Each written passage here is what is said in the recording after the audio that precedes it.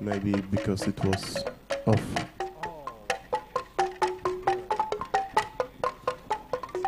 Check. Can we try? Yes, of course we can.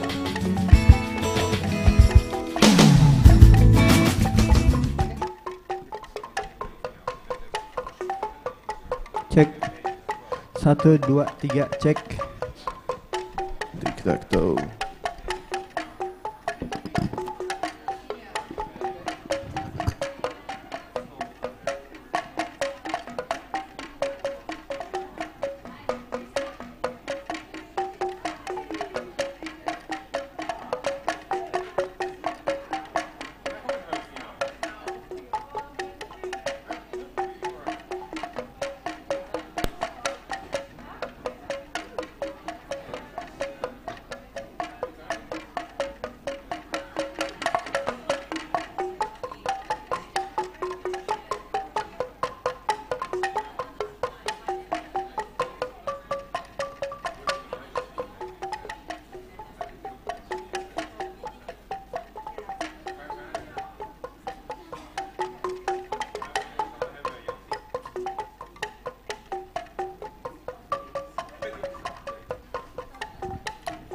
This one is also working.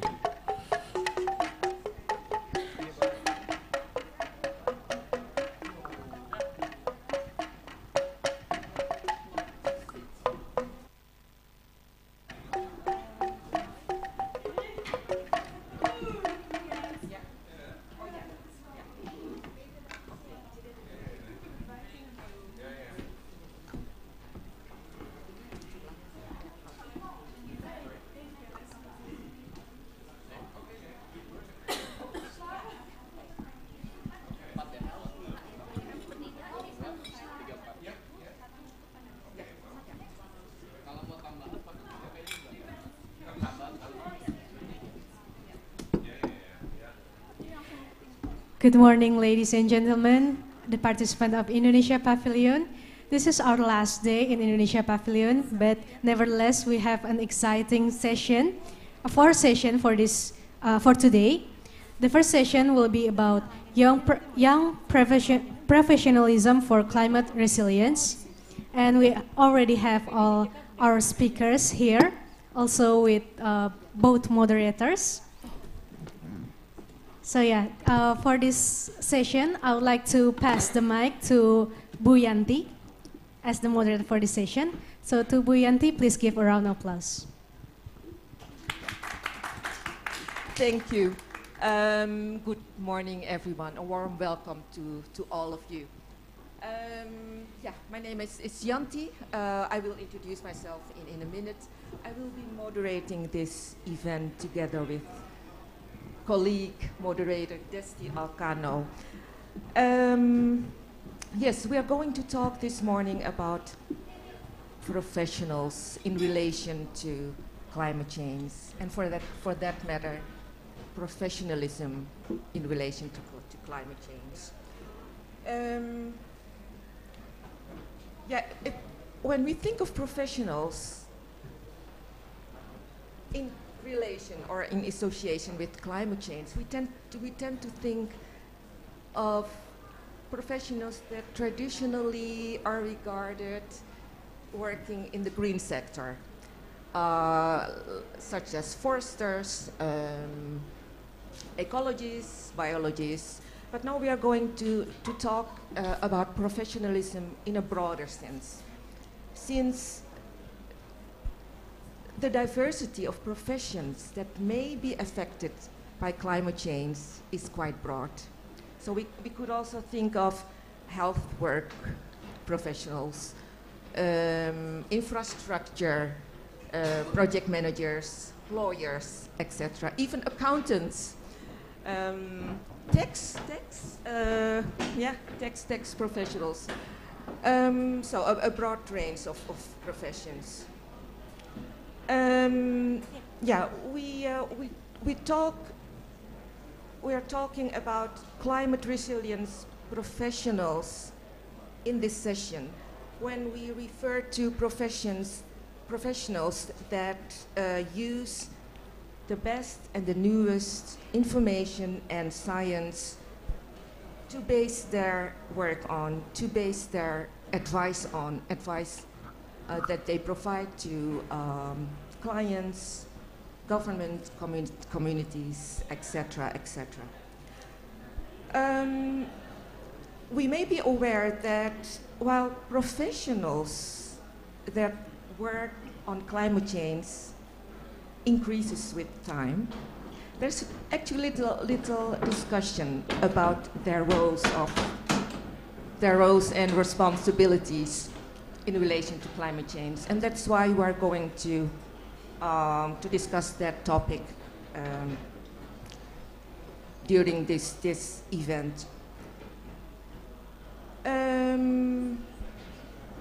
Yeah, I will leave it at that for the time being. So, yeah, Desti, perhaps you may want to introduce yourself. Myself, yeah. So, my name is Desti Alcano, co-founder of Energy Academy Indonesia, shortly ECADIN, so ECADIN. So it's kind of online multidisciplinary community platform for sharing information, Indonesians sharing information and exchanging knowledge on energy-related sector. So we do have a regular program weekly, every 2 weeks. Every 2 weeks in a form of online sharing or interactive discussion like today, live streamed in our YouTube channel in Energy Academy Indonesia. So interactive discussion these days is more on renewable energy in tackling energy-related issues in Indonesia. So we are discussing among academia, industrial practitioners, and regulation makers. So far we have already had 30 online sharing, so you may take a look at our website on www.ekadin.org on the topics we have covered so far. That's it, I suppose. Okay. Yeah. Now, a slight introduction of myself. I'm a consultant in the area of sustainable development and governance. And before starting an own consulting agency, I was engaged with the CGIAR system, a consortium of research institutions working on natural resource management. That's a short introduction of myself. Going back to Desti. Desti, please introduce the speakers. Yeah, so before the talk begin, allow me to introduce our speakers. First, for the keynote speaker we have today, Mr. Yatna Supriyatna. I should not stand here.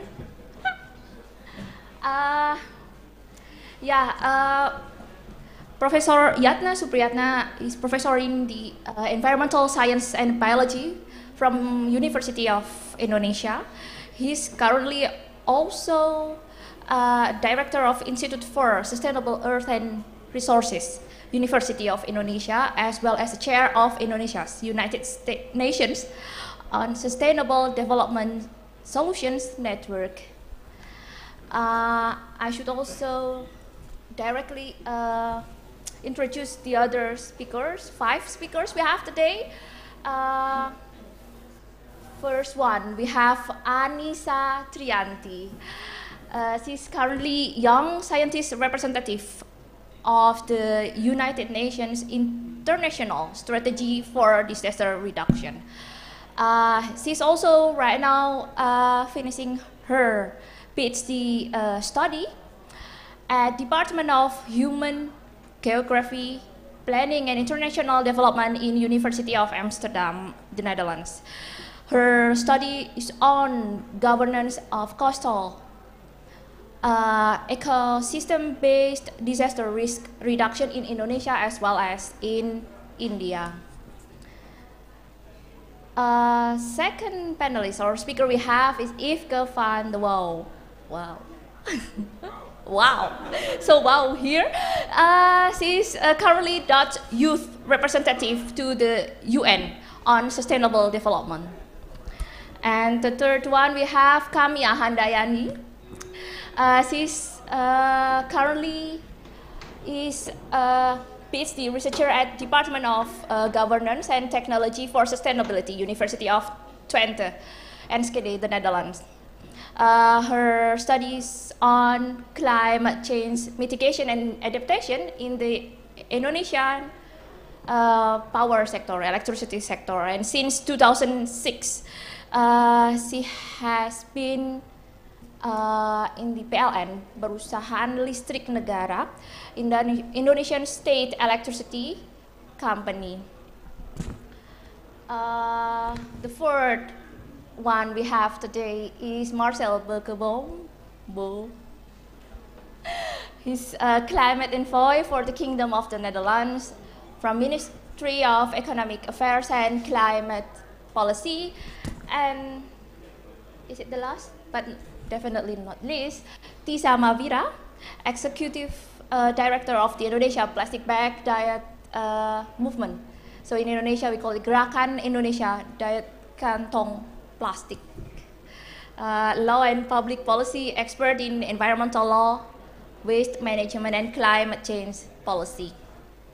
So without further ado, I would like to invite to welcome our keynote speaker, Mr. Yatna Subriyatna. So, floor is yours.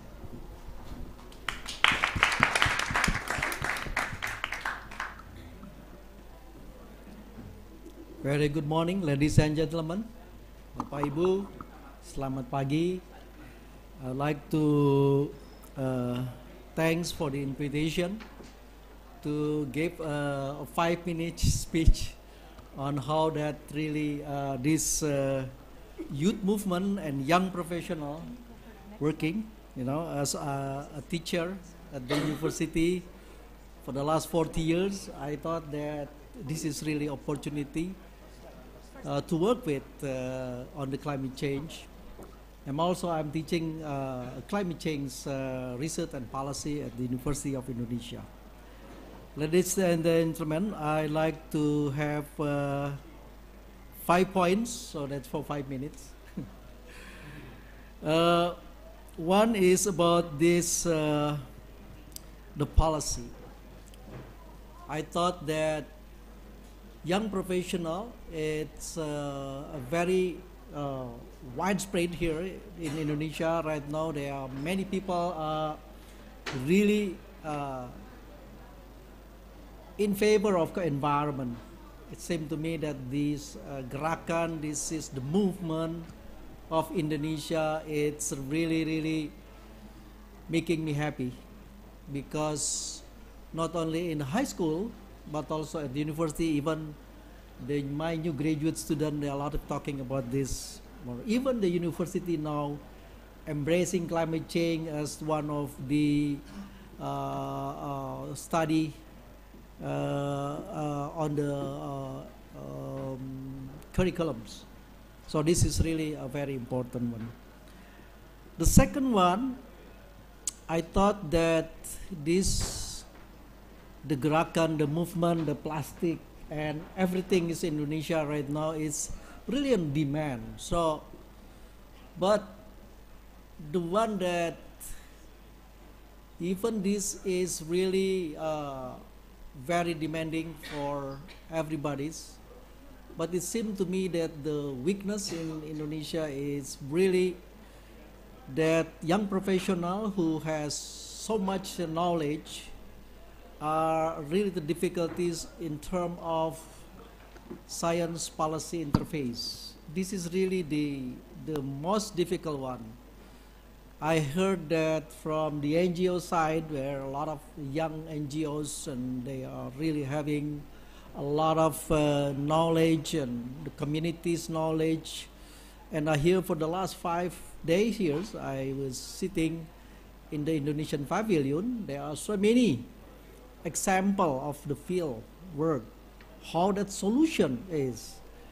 But there is also problem how to pick up that solution becoming scale up and scale out. That was really the most difficult one. it seemed to me that a lot of these ministry and then the Indonesian local government still business as usual. And how do we get this to the point that they are working collaboration and synergy toward the goals? Our goal is really big.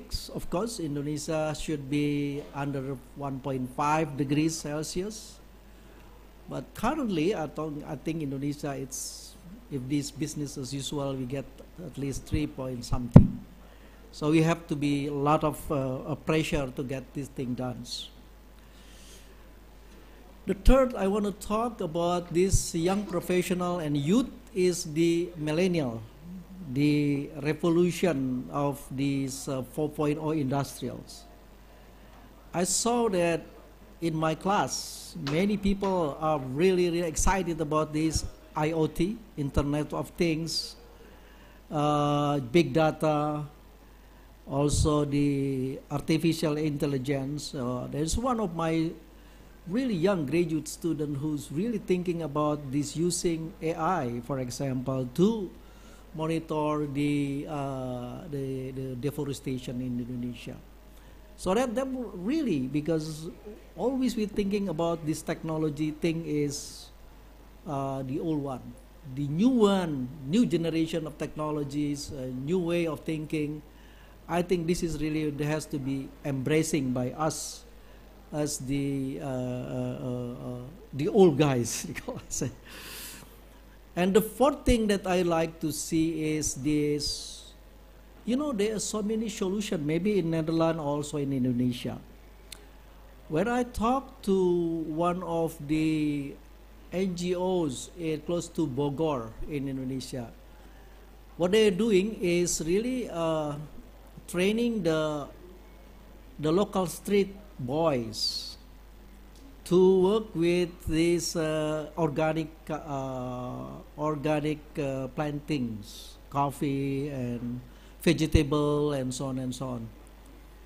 To me, this is kind of solution, you know, the old street boy in Jakarta who maybe 100 of them bring it to the one areas and they learn organic planting, that kind of solution. And the solution that also, if they are doing this organic thing, instead of using fertilizer, instead of using pesticide, instead of using, those are the environmentally the hazard for people. I think this is kind of solution. So you don't have to be the third that I was talking about, the IoT and things. The fifth one, the last one, as you know that I'm the head of this SDSN, Sustainable Development Solution Network. SDSN has been trying really hard to get the solution in the communities.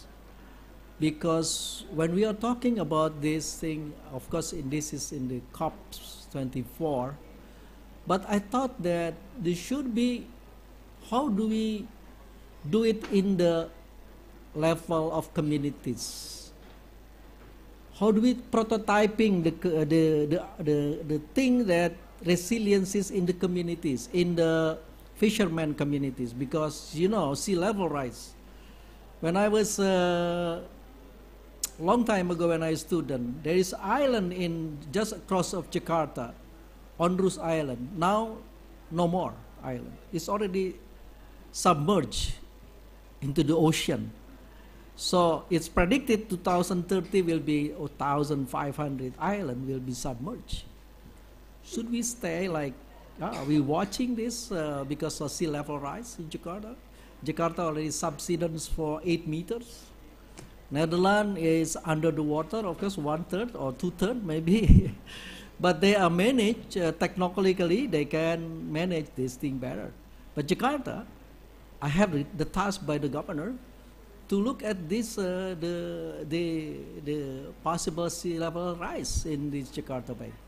So, ladies and gentlemen, to conclude this, I love that young professional has to have something in common, help the communities, but again, evidence-based, science-based policy has to be in place. Otherwise, it's easy that you develop this community and others when the local government and the central government making this a policy wrongly, or maybe they unconsciously they develop this thing. And I heard this lot of things. No more front cities. Front cities is now it changes to the smart cities, which is not too much on people in the front of this beach. I think that's the ideas of prototyping, new way of thinking that are not really the way they are thinking has to be changed. Has to be more proactive to see how the environment is about, especially with the era of the climate change where Indonesian possible to have the sea level rise way of too many cities in Indonesia. I think we have to do things. So that's my conclusion. Thank you very much, Ibu Yanti and everybody, and welcome. I mean, I should apologize because I have to leave early, maybe about 10:20, because I have to catch my flight. Thank you very much. Thank you, Professor Yatna, for your insights.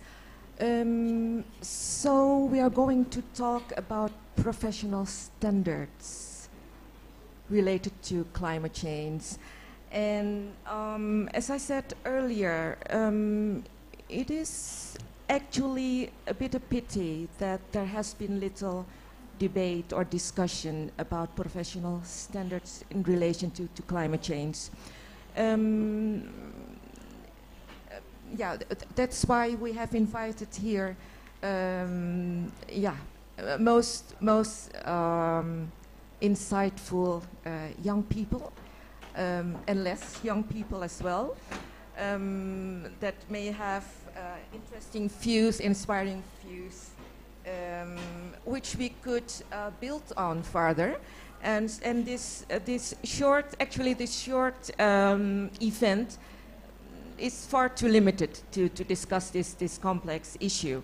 But it is our hope that we could spark further discussion to further investigate and investigate and discuss and take action on this important issue. Desti? So, yes, let's start. So, we should start with I choose Kamia. Kamia. So as was mentioned before, earlier in the introduction, before starting your PhD study in the Netherlands, you had worked as environmental specialist in the Indonesian state electricity sector or company, namely PLN, Perusahaan Listrik Negara. In that capacity, we do believe that one of the challenging responsibilities was to make sure that the company's decision makers paid attention to the environmental impacts on their decisions. And as you know, the 2015 Paris Climate Conference has in fact brought a new challenge for energy sector professionals, which is that Indonesia's commitment to the Paris Agreement is in fact difficult to align with the country's development needs for energy. So within this context, what have been challenges you have faced as environmental and climate professionals working in the public energy sector? And could you also share with us on how you have dealt with them, please? Thank you for the questions. First of all, I would like to thank Mbak Yanti and Mbak Desti for organizing these sessions and for inviting me. It is an honor for me to be here. Indeed, providing electricity, universal electricity access to Indonesia is a vital goal for the Indonesian power sector. As we know that today there are still over 3 million Indonesian households do not have access to electricity. And the National Energy Policy 2014 has the target to achieve 100% electrification ratio by 2020. So this is the vital goal of the Indonesian development to provide electricity to all of the Indonesian people. But we also know that the electricity productions has consequences for the environment, for the global warming, because currently our electricity production is still relies heavily on fossil fuel. But the government also has the target, has pledged, like you said, has pledged to reduce its emissions by 29% in 2030, and 11% of this reduction should be coming from emission reductions from the from the energy sector.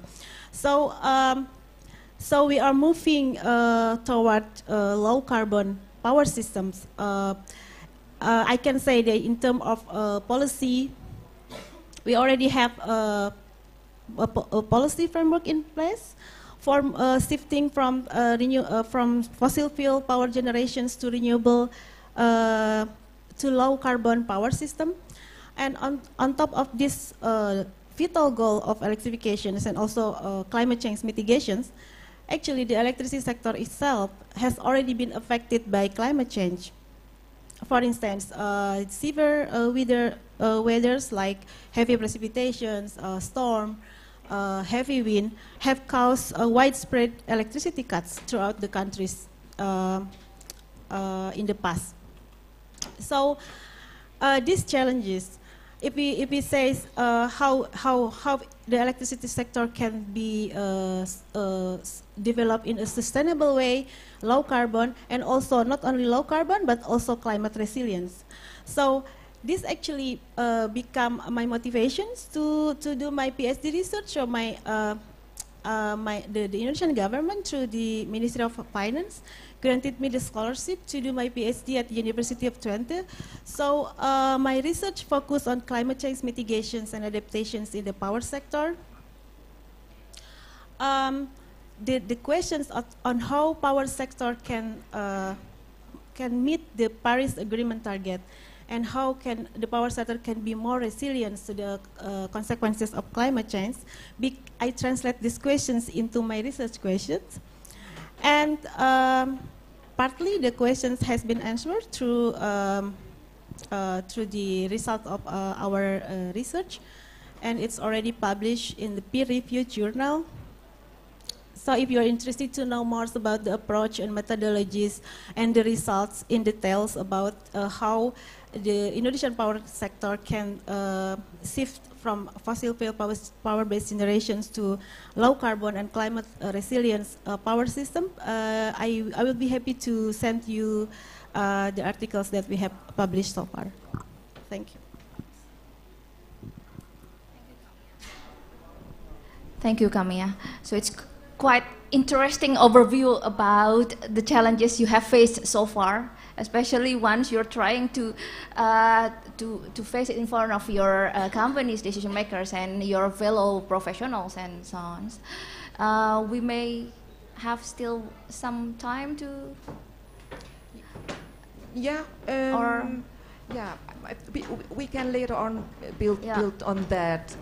So elaborate a bit. Yeah, let's proceed to the next panelists. But thank you, Kamia, for your insights and having shared your experience being an environmental specialist, and later on being a science research professional within the context of a public state company. I think that's quite. It could be quite challenging. I think from that perspective that you just have shared, it's a tiny step to the next question, and I'd like to turn to Anissa. Anissa, as was mentioned by Desti in her introduction about you. You are engaged as a young scientist representative in the United Nations system, and in particular on the area of disaster risk reduction. It sounds impressive, but also challenging, I think. from that position, you may have observed or experienced that building knowledge about climate change is a continuous process. As long as the climate change, we still have to build our knowledge about the phenomenon, and it's a relatively new phenomenon, but also about the impacts at all levels. Yeah. So my question to you, this ongoing process may create uncertainty professionally, so also uncertainties for the professionals. What is your view about that? I mean, what are the implications of this uncertain context for professionals like you are, or Camilla, or Tisa? Yeah? Yeah. Please. Thank you so much for the question. Before answering your question, I'm just wondering from the audience here, who are considering themselves as a young professionals? Okay. Okay. Well, young can be very relative, you know. It can be also young in spirit as well. And what is most important is that people who believe in the power of young professionals and youth to actually change the world. Who are here from the government sector? Okay. But you are youth as well? Okay, great. So happy to see. No? And NGO sectors? 2, okay. 3, yeah. Private sectors? 3, great. And the rest? How do you identify yourself? Like mixed, maybe? Yeah, the reason I asked this is really related to the question that Yanti asked me, is about how this uncertainty actually from climate change affects the professionals.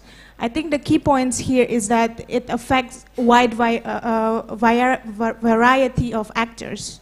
It's not just about government, it's not private sectors, NGOs, academicians. Maybe I haven't asked actually, academicians also very important, because climate change is all about coherence. Climate change is about interdisciplinary. Climate change is about transdisciplinary.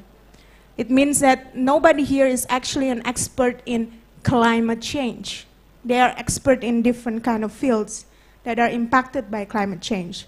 From my point of view, I'm working mostly in the disaster risk reduction field, which is very relevant to climate change, because you know that climate change can impact a lot of like extreme weather events, disaster, etc. But then it's also affecting a lot of different sectors like agriculture, you know, business, everything. So I think the challenge is now how to actually address this climate change impact together, and how to actually build coherence among each other in different sectors. And particularly about young professional, maybe, I mean, Camilla already mentioned about her work in PLN, but I think if you're specifically talking about young professionals, our role is actually more challenging, because we are usually the one that is underestimated, right? We're still building our knowledge, but we have a lot of passion to actually learn and actually be an agent of change. Because if you are already in government sectors for so long, you have your own responsibility. Okay, I'm looking for you because you're the nearest, but it's for everyone. Is that you are already shaped in a different kind of, I would say, perspectives, because you have your mandates as a government. But then, in terms of young professionals, we are still very versatile. I mean, we can engage in any different type of field, research, politics, business, and I think that's the strength of young professionals in this way. And to come back again to your questions about uncertainty, this is a world that we have to face in the next centuries. This is the challenge that is very real in front of us. What I would like to suggest for us is actually to bring more of a partnership, collaboration, using our own expertise as young professionals, together with people who are actually believe that this world has to be sustainable for our children and grandchildren. And I think we need to really build this trust among each other to actually facing different challenges regarding climate change. My question might be, my answer might be very general, but I think that's the most important point I would like to share with you. Maybe you have Thank any you. follow-up Yeah, questions. thank you, Anissa. Yeah, yeah, you're very inspiring. Yes, thanks. Maybe a follow-up question on that. You are also part, or you are part of an advisory group, science and technology advisory group at UN level. So you have also been in the process of thinking of the concept of innovation. How do you relate that to young professionals?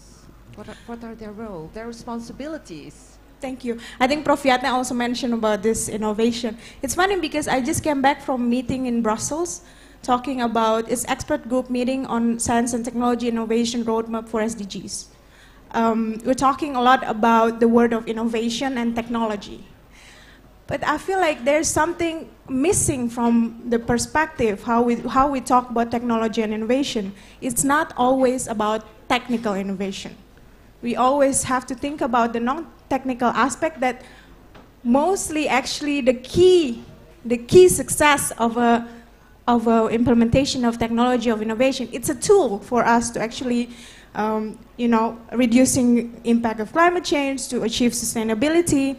The whole discussion in the Science and Technology Advisory Group on Disaster Reduction, where I already engaged in the last 2 years, is actually how to bring the notion of technology towards more of the implementation, the implication in the local level. Because in the end, what is important is that actually useful and sustainable.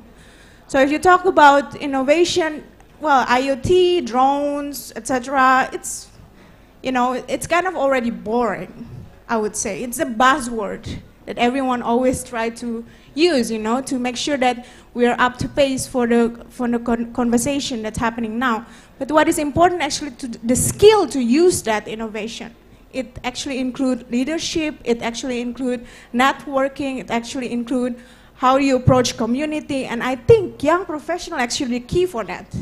Because they're actually one that's very close to the community, very communicative. I'm working in a very high level, not to be, talking too high or something, but in the UN level, we usually talk about lip service. We talk about things that need to cover in a global level. But what is actually important is actually this researcher and everyone that work in the community to actually take that forward to the community. Yeah, that's my view. Thank you, Anissa. Yeah. Yeah, for sure, it's inspiring, insightful, and so on. But then also, at least for me, it should be also important to bring youth. So instead of young professionals, so maybe if also can help me the definition of youth itself. So to bring youth in the central of climate change discussion, really because youth is the future, our future. So I will turn to Evke. So as Dutch youth representative to the UN on sustainable development, you represent also current and future professionals. Perhaps among them, or well, more than among earlier generation professionals, young professionals have recognized that climate change is real. They could be a group that, well, I should say, can effectively or powerfully call government or wider society to take climate action. So, do you see any need to, well, to more strongly position young professionals in national as well as in multilateral decision making on climate? And if so, what strategy or approach would you as youth representative use in doing so? Please. All right, so, hello. These are a lot of questions in one question maybe, but just to start, I think indeed our generation, my generation, has a lot of awareness on this topic. And what I see, what's happening in the Netherlands, because we have this kind of awareness, there's also a lot of pressure on young people feeling, you know, to be honest, afraid about their future as well. And before we can form this front of young people helping the transition into a sustainable future, we should first recognize that there is this call for help from young people in the Netherlands maybe, that if they are aware of the things that are happening, then we should help them to feel empowered to do something with it. Because I know I've experienced it. I've talked to a lot of young people that also experienced it. The pressure on their shoulders is really high. If you watch the documentaries, if you know what's going on, I've been to a few meetings here with scientists, and someone said, well, prepare for the end of the world. And then you're sitting here like, okay, I'm going to be here for maybe 70 more years. Should I prepare now? Is there something I can still do? So it's kind of... you know, the key thing is to empower them to look at the solutions and not be disencouraged by the things that are happening. So that's something that I think is really important before we take the step of using them as a front to, you know, help other generations, honestly, because the creativity and the energy that young people bring to the table are really important in this issue. And a strategy I would use for this, and like walking around here, this is my first COP, so really interesting to be here. But walking around, I've noticed that a lot of politicians say, like, it's up to the young people and it's up to you. And we're sitting in this in the audience, and I'm thinking, like, well, but you're probably here for 50 years as well. So why don't we do this together, you know? I understand it's a strong statement to say the young people, and it's nice for media coverage maybe.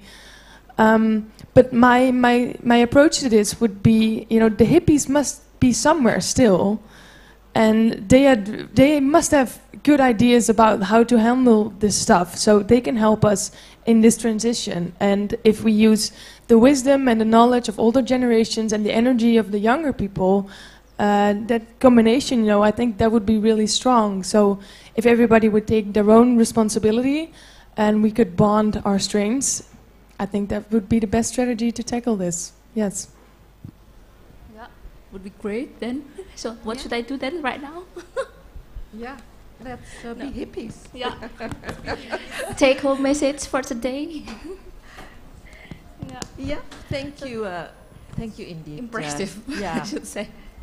For your the approach and inspirational thoughts. And we will certainly take that along in our future. So you just highlight some responsibilities of each of us, not only the young professionals. Starting from that, I would like to go to Tisa. Hi, Tisa. Yeah. Yeah, let's talk also about professional responsibilities among the young. Tisa, you are the executive director of the Indonesia Plastic Bag Diet Movement. While holding that position, your expertise is public policy, specializing in environmental law, waste management, and climate change policy. That's quite a rich background. And in the past, you used also to be an attorney, isn't it? Yeah. Mm-hmm. You may agree with me that climate change is relatively new phenomenon, and its impacts are not yet fully understood, professionally as well. So that is why there is no widespread agreement among government, professionals, professional associations, about professional standards that relate to climate change. I think this is a serious issue. Would you agree with that? Partly, partly disagree. Please, yes. Okay. But thank you for the question. I think the impacts of climate change are pretty clear. If people are still denying the impacts of climate change, maybe they're living in a cave somewhere. But a decade ago, I think people were still, the narrative was still that climate change has impacts in a few years, in 5 years, 10 years, 20 years. But the narrative today is that we're already feeling the impact of climate change on a day-to-day basis. And this is true both for North countries as well as South countries. So we're all in a phase where, okay, it's happening. So I think in relation to how that kind of impact can influence how professionals act and behave or are responsible for their daily lives, that's the kind of work that my organization and the kind of work that all the, can we call ourselves activists? I think we can, because there are loud activists and there are quiet activists, and they're all both very relevant. I'll talk a little bit about that. But I think that's the role of activists, is trying to relate what's happening in the environment to how you should change your day-to-day behavior, both at home and at work, both in your personal space and in your professional space. Yes, I was a lawyer before. Those were darker times. I'm kidding. But yes, I worked long hours. And then at the time, I created this organization called the Plastic Bag Diet Movement. It's a youth movement for sure, because we were all in our 20s when we created this movement. And I'm in my 30s now, so I think I'm still young, right? Yes? Thank you. And now I'm also working at Climate Policy Initiative. I'm an associate director at CPI. It's a think tank that focuses on climate policy and mostly climate finance. So the work that we do at the Plastic Bag Diet Movement is mostly voluntary, but it consumes about 50%, 60% of my time, because it's so exciting, it's so important, and it's so, it's such a professional endeavor, I have to say. People don't usually relate activism to professionalism, because when people say you're an activist, what people think of are, okay, maybe you don't have a job, so you have a time to go in the streets and, carry posters and yell and to attract media attention, and maybe you don't need money that much, or you're a hippie. But that's absolutely not true. There's a quiet activist and there's a loud activist, and both are absolutely necessary. And what I mean by being loud is that there are those who focuses on creating that kind of awareness, on creating slogans that are catchy, on converting the unconverted,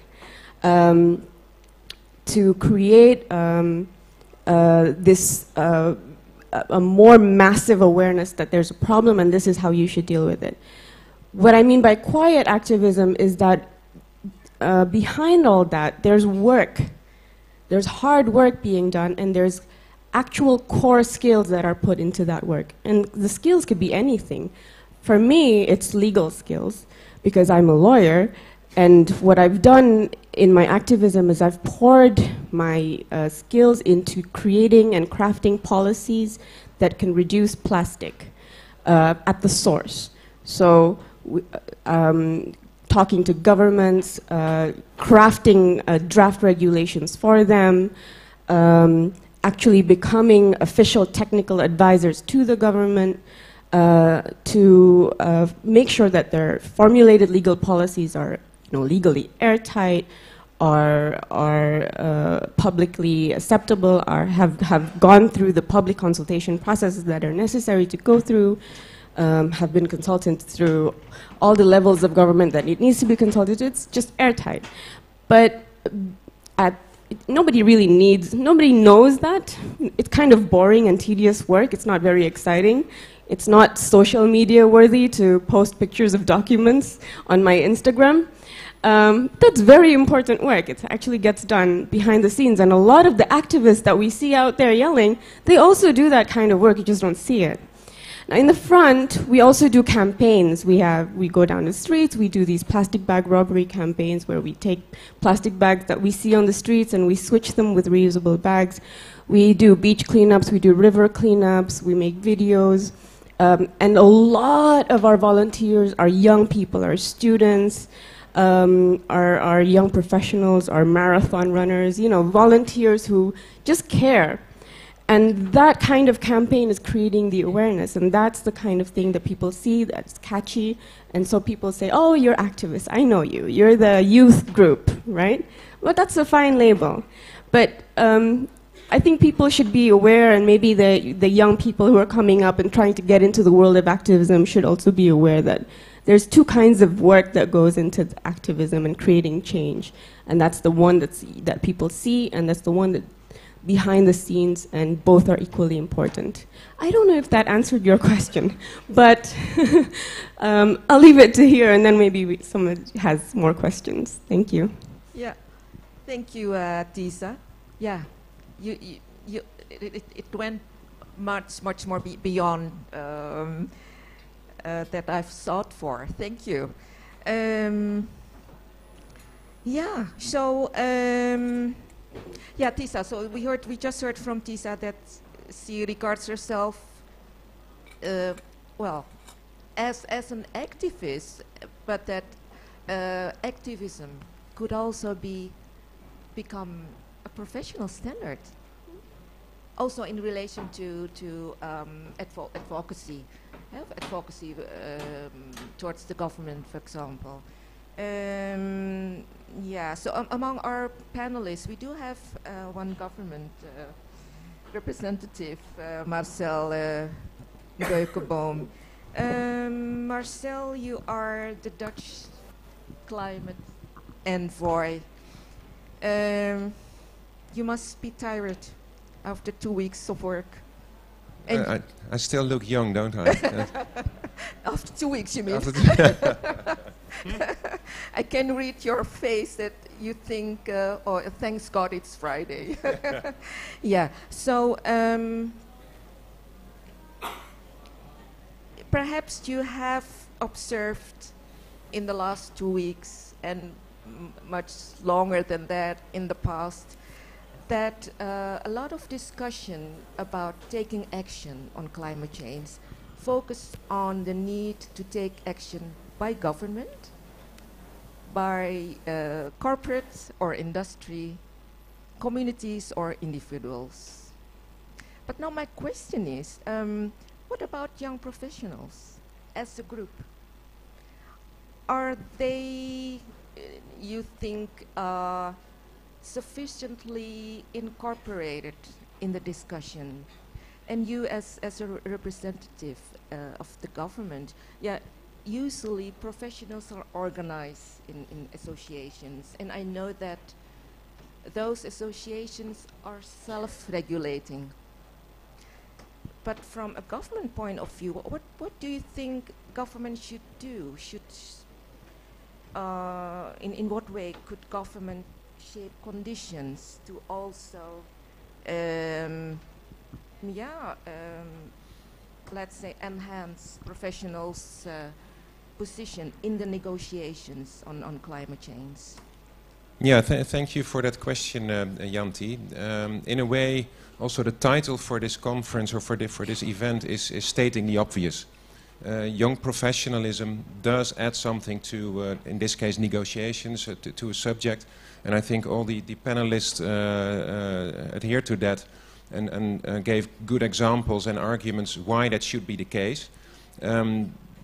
Because there is added value in having several generations at the table and talk about the solutions that we need for climate change. And there I disagree a little bit with you. indeed, as you also said, this is not a new phenomenon.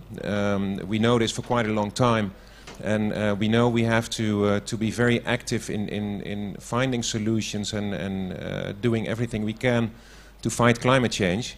And that goes across generations. And also agree with Eefke, I hope I still also have about 40, 50 years on this planet, and that means I have to be very active in doing something about it. And I do that in my work, so that is the activism that I bring. I try to do my work as well as possible. But your question goes into the organization, so beyond the self-evidence of the proposition that young generations have to sit at the table, young professionals. The question then is, how are you going to do that? And I know of a few good examples in my country, in the Netherlands, how we involve young groups of professionals in the national negotiations for a national climate agreement. And one very good example is the group of, they call themselves the climate and energy professionals. And you said, well, they should be self-organized. They are self-organized. They came out of the initiative of a few young professionals who saw, well, within the organization that I work, and that is often a big energy corporation or a government or another business, I don't have enough clout, enough possibilities to have the influence that I actually want to have.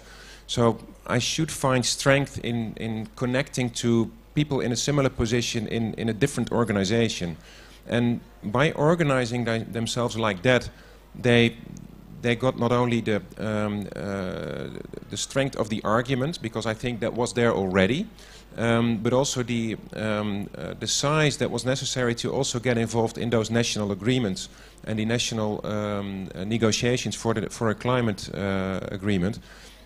And with that size, but definitely knowledge on the content, they found themselves an entry into those tables with others coming from science, big corporations, local government, civil society, and sitting at par at those tables to talk about what is really necessary.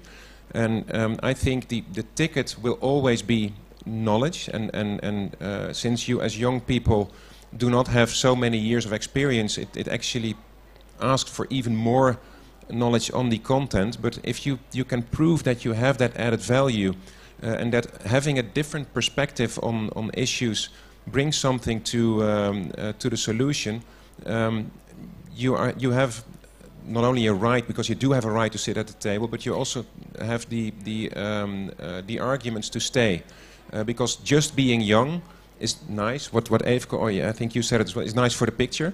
No, just be a bit cynical and just underscoring that point. Many politicians do think it's good to do that, but continuation of the conversation comes with other qualities. And what we see and what I see is many of the groupings that also are sitting here do have that knowledge and that expertise and do add to the discussions. Thank you, Marcel. Yeah, thanks for your insights. I think we can.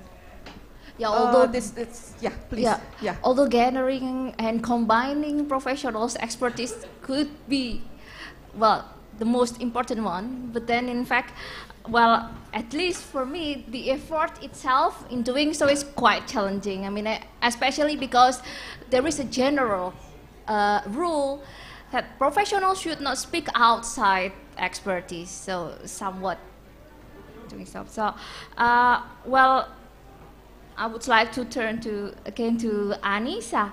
As trained scientists, after hearing Marcel's view, well, do you advise climate resilient professionals to follow such a specific code of conduct in this regard? Yeah, thank you for the question. I think it comes back to Yanti's question to Tiza as well about the standards of professionals in climate change. I do believe that it's impossible to have one standard because we're coming from different backgrounds. But then what most important is the awareness of that we have this, climate change issues affecting every different aspects of our lives, and also that will actually affect the way we are doing science. At least I'm from the RR field. It's known as a kind of low-hanging fruit, like the impact of climate change. But what most scientists doesn't actually realize, I think now they get to know more about the needs of thinking ahead, about how to actually incorporate the bigger picture.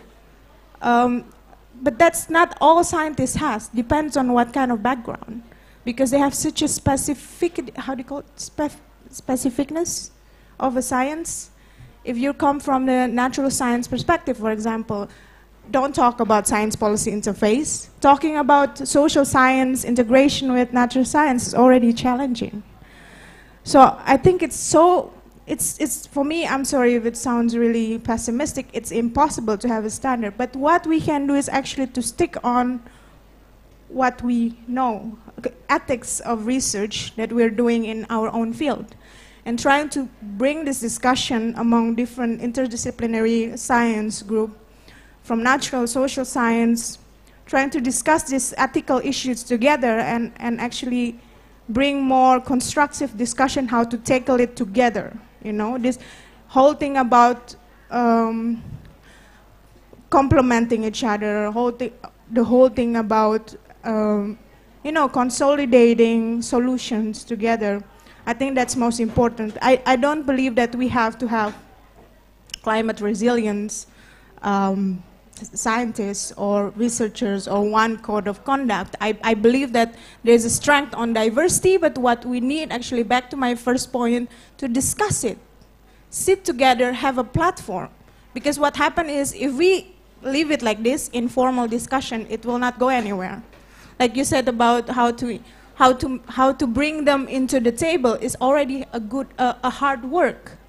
But then it's in the end back to themselves how they can actually engage more and prove that qualities. But I think this work of an opening entry point, both for interdisciplinary science discussion, science policy interface, or engaging youth, whatever the situation is a very, very job of the government. Yeah, I don't know, but because they are the one who is actually having the mandates to do that.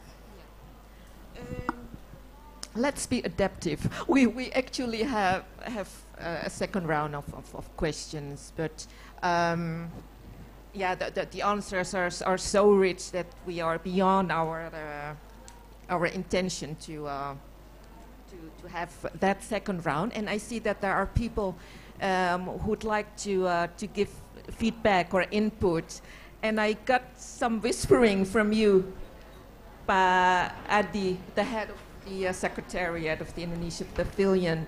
You'd like to give some feedback or input? Yes, some information. My name is Adi. I'm with the Ministry of Environment and Forestry of Indonesia. I'm Director of Standards for Environment and Forestry. So standard is one of instrument for change, regulatory and standards. Those are important instruments for change. Now that I would like to give you some examples of what have been prepared in Indonesia. One, in this professionalism, professionals working towards this standard. And number two, practical know-how at the stakeholder level. Okay, let me start with number one. As a professional's capacity, so in Indonesia we have introduced a standard for green building, sustainable building. I see not only in Indonesia but in many countries, green building movement. That brings the movement of change of the competencies, architects, interior designer, and building construction services, and new materials coming, yeah. So that is one way of moving these professionals ahead with new knowledge, with new tools of how to calculate, the amount of energy coming and the amount of energy going out, the air conditioning, the lighting, and the landscape arrangement so that it's environmentally friendly and also climate friendly. So a lot of development there, capacity development there, with kind of something like training and also some certification of these new competencies already take place. And they are doing a very good job in moving this building sector towards green building and climate friendly building. And number two, in the profession of the energy management. In the manufacturing factories, they have the standard, and they have these energy managers now with the new qualification and new set of competencies, new standard, and also this is new qualification of job. And so this is some examples that this movement is moving. Young people, of course, welcome. And that's why we are trying to engage with the universities to introduce this standard as early as when you study at universities and obtaining your undergrad studies, etc., already equipped with this new knowledge, with this new understanding, with these new tools, so that after you graduate, okay, you are ready to go for these professionals with climate understanding, with with competencies to move forward. And we are now trying to develop this competency system for resource efficiency in Indonesia. Resource efficiency. And so this is something that we discuss also with the universities, we discuss also with the professionals, that yes, we will move towards providing recognition of these professionals working in resource efficiency, standards, reporting, and etc. Yeah. And number two, in the area of practical know-how, knowledge, all the stakeholders, that includes housewives, that includes the catering services, that includes the cleaning service, that includes the office management, so that Indonesia will propose in UNEA 4 next March 2019 a partnership to develop this stakeholder readiness to get this practical know-how and knowledge down there in the implementation on the ground. Indonesia proposed to develop this partnership to bring the knowledge, the know-how down to that level at the operational level by all stakeholders. Practical knowledge. Thank you, Pa. That includes for the climate and resiliency, as well as how to handle chemicals management, how to use plastic responsibly, how to use paper responsibly, and also energy efficiency at home, at the office, and at the others. So this is something that Indonesia would like to move this further on this knowledge. Thank you, Pa. At the practical level. Thank you. Pa Nur. Yeah, very valuable invaluable input, Pa Adi.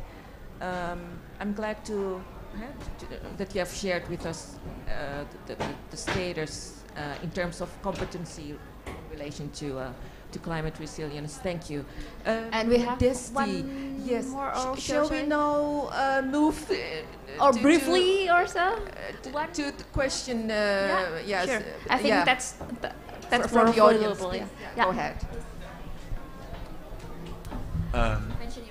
Yes, my name is Bas Tunter from the University of Radboud in Nijmegen in the Netherlands, and I wanted to ask Anissa and Tisa a question. When I was little in high school, I felt there's a lot of things going wrong in the world.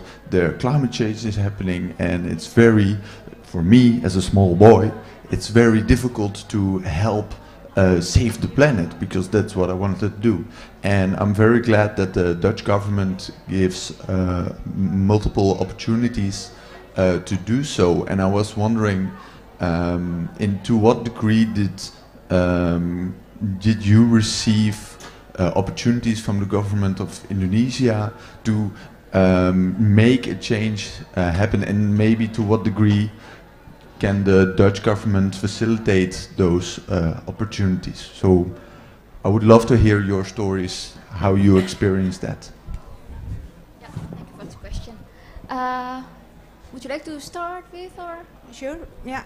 Well, thank you so much for the question. I'm living in Nijmegen, so we should catch up. Intermezzo. Yeah, I do agree with you. I was also kind of thinking before I engage in this whole discussion, how can I get engaged? I first started studying PhD. I think the same scholarship with Camilla from the Ministry of Science, Ministry of Finance. I think that's already proof that there is a support, a big support from my government for us to actually study abroad, especially in the Netherlands. When you talk about disaster reduction, climate change, you guys are very known expert on that. So in that sense, we get a very good support from the government. But I think what is important is now how to upscale this opportunity, right? In the sector, education sector is very formal sector, going abroad, getting scholarship, studying in a university. What I feel like should be upscaled is the one that involve activism, NGO, youth organization. Actually, they have such a big voice, I mean, in a good way. Good input to the government. And there's a lot of already,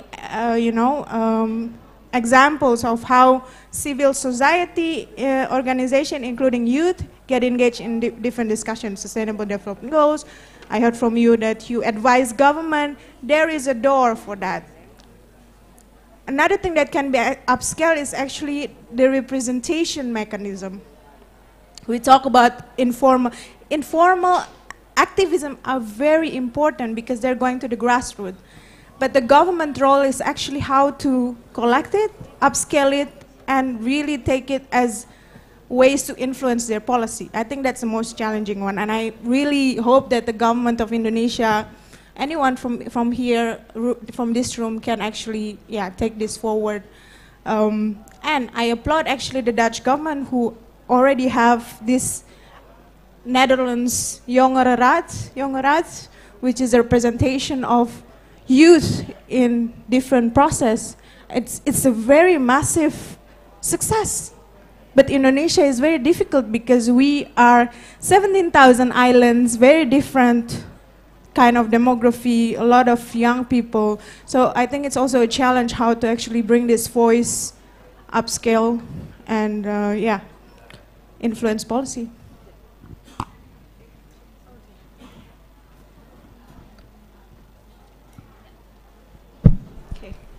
I think for me, it's not immediately obvious how the government supports. But I was in junior high school when Reformasi happened. This was when the former president, Suharto, resigned and ended the era of 30 years of authoritarianism, basically. And after that, democracy flourished in Indonesia. And I feel like having grown up in that area, that era and experiencing the two different, the authoritarian regime and the democratic regime, there is kind of a responsibility for the youth to take part in that democracy, this young democracy that's flourishing at the moment. And the way that I personally took part in that was to make sure that I engaged with the government, because they're no longer blocking us, right? They're now open to talking to all levels of society, to the not just to the media, but also to civil society and also to the private sector. They weren't open before. And I've pushed some boundaries and found that there is a lot that you can do as long as you know how to talk to the government. They're willing, actually, and they're actually admitting that they need a lot of help and input from society at large. And so I guess there is support. It's just not immediately obvious, and you can't passively wait around for it. You have to seek it actively and push some boundaries through some effort, I found that my work with the government has been mostly positive instead of negative. I think people are mostly viewing government as negative. Oh, it's such a massive bureaucracy, they're so old-fashioned, and what kind of work do they do in there? Are they even working, you know? But when you start working with the government and, you know, pushing solutions instead of problems to them, you find that they're just as professional as everybody else is. And so there needs to be more of this, yeah? There needs to be more of this dialogue between these young professionals, young activists, civil society, and government. Because only through that method have we been able to get 3 cities to ban plastic bags so far, and we're working on another 5. I think that's a huge, you know, it's step by step, but it's a very, very tangible impact, and it couldn't have happened without the government. Thanks. Thank you, Tisa. So, yeah, I see that there are several hands, but I also saw yeah, you raised your hand a bit earlier than you did, so please. We have only some limited time left, so please be short, and also in the answering. Hello. Okay. My name is Werani. I work for the Intergovernmental Panel for Climate Change, the IPCC Secretariat. And mine is more a comment, because I had a comment, or I had something about climate science and policy interface. And I just wanted to encourage the scientists on the panel to please get involved in the work of the IPCC through the various different processes, because it's important that you have your voice represented there. And the ways to get involved are different. You can visit our website to find out. But it is extremely important that the issues that are being discussed, even at that scientific level, have your voice. Thank you. Thank you. Thank you for your input. Yeah. Yeah. Oh, yeah. Thank you very much. My name is Nila Pati. I come from Indonesia, but currently I'm studying in Nijmegen. And Nijmegen in the Netherlands has been a really great second home for me, because I've been creating a zero waste movement since 3 years ago, and the local municipality is really accepting, despite the fact that I'm an expert, you know, I come from outside the Netherlands, and bringing ideas to the local governments, and they accept it and they actually implement it and everything. And but then the how to call it, the positive thing that I have is I have privilege. I have education, I managed to go abroad, you know, like I have knowledge about it.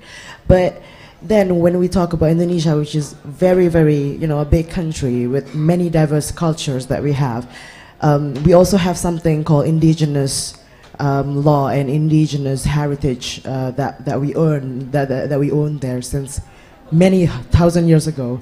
But the problem is that if we, for example, go to the east part of Indonesia, these people doesn't have the privilege of education, but they do have this local wisdom that they have into taking care of the nature. So then my question is for anybody in the panel, how we as a youth that have this privilege empower the people in these small little islands that actually have the knowledge to taking care of the nature and to use this wisdom for taking care of our country. Thank you very much. Who'd like to reply? And please keep your answer within this theme. Eh? Yeah. Evke? Oh, okay. Oh, you. Okay. Please be short, Anita. Yeah, just short. Someone from the IPCC. I think she already left. Yeah. Yeah. Okay. No, just a glance that there's a massive process in the UN. SDGs, IPCC, disaster risk reduction have a process as well. I think my work in STAG, UNSDR, is actually how to try to mainstream this work that we have in disaster risk reduction and try to connect with colleagues who are working on the IPCC process. I think that's because there's such a massive different processes. So we're talking about coherence right now, how to actually scale up different work that connect to climate change and SDGs and make it mainstream. I think that's our work. And of course, there's someone already taking out on the IPCC work. Thank you, Anissa. You'd like also to give an answer to that? Yeah, from the science perspective, I think this is one of the things that we really advocate, is to validate science with indigenous knowledge and local knowledge, because that's very important. Science usually speaks for itself, but actually science comes from human, and human has culture, so that's a short point. I'd like, yeah, we have to go towards wrapping up the session, but I'd like to give time to you, Pak. Could you please mention your name first? Terima kasih. I'm Wahyu Budiarto from Jakarta. Looking at my hair, I'm not young anymore. So a question on the young activism, I guess. A quick question. What misperception that old guys like me, older generation, you think have from your viewpoint as young activists? And what things that might be unconscious bias that we have toward you guys, and what you need to tell us, how do we change to be more receptive of this activism by the younger generation? Who wants to pitch? Change me. Yeah, I can Thanks give a for the short question. answer to that. I mentioned it before in another event, but I think something that's really important, that I noticed that young people are often mocked for their sensitivity.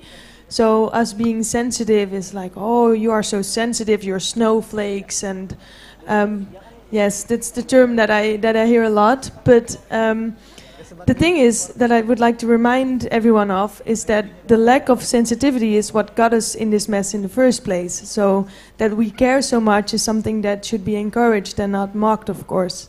I'm not saying in general everybody does it, but it's something that I notice is happening. So that might be something that you could take into account. Yeah, thank you for your question. Good question. Yeah, thank you, Eefke. I think we have to wrap up. I see your eyes glittering. Perhaps one comment first, Pat, before going to you. Actually, we initiated this event also with the intention to start or to build a climate partnership led by the young, and some preparatory process has been ongoing. That's why we have invited two nationals. So nationals from Holland, from the Netherlands, and also nationals from Indonesia. But this theme, of course, it goes beyond country borders. It goes across borders. So, having said that, I'd like to give you time, but yeah, that's it. Yeah, okay, please go ahead. Yeah, just real time. So that the Minister of Environment and Forestry has now start to improve our public facilities.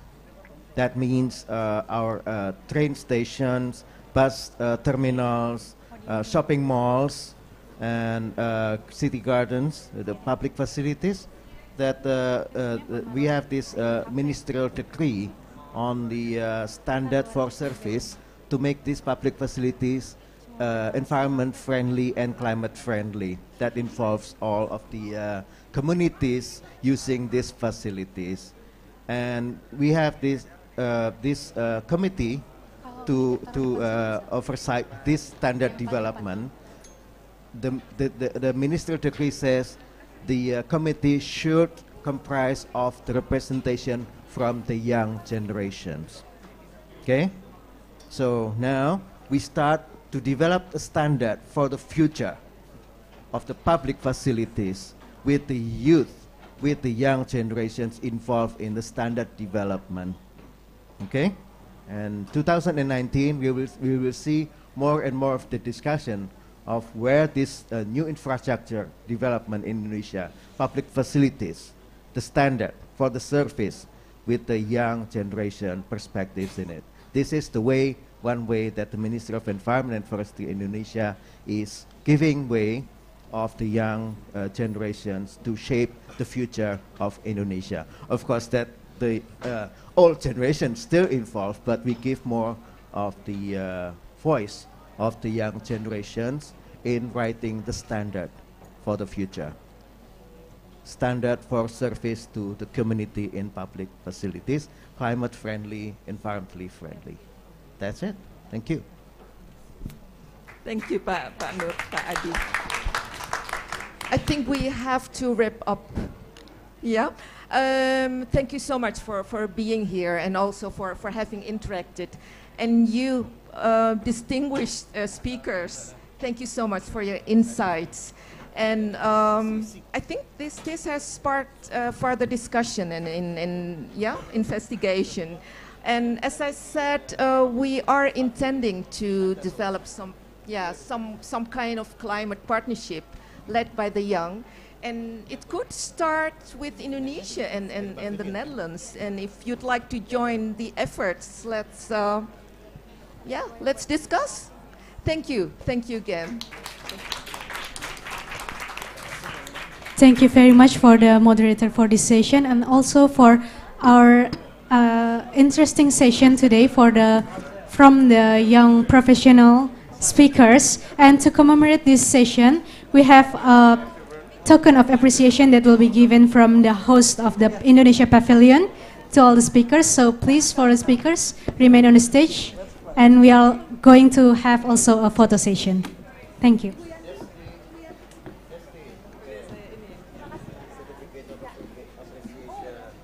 Anissa, ya terima kasih ya. Esker, yes, you come here. Okay, Marcel. Udah. Ya, okay. Photo session. Ya. Oops.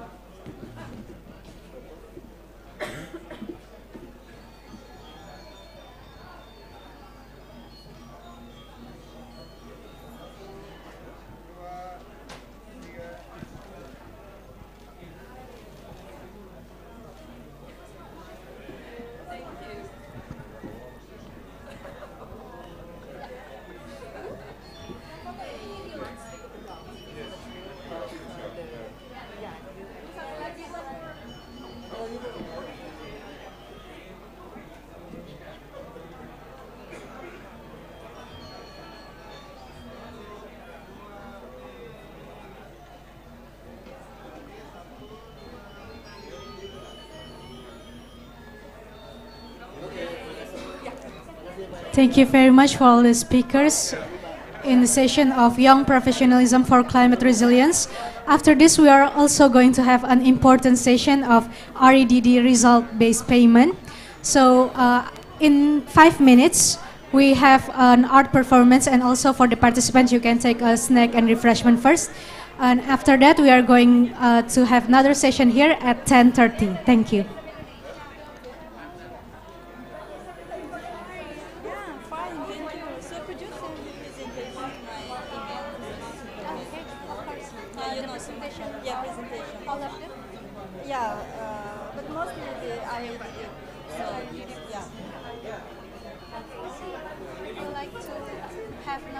Session presentation, you can check this link. And this is for the official Ministry of Environment social media and also website.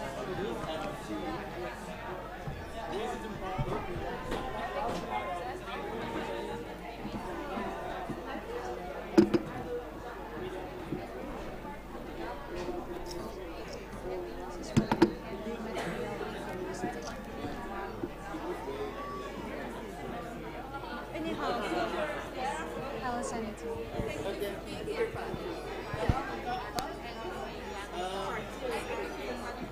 And then my God.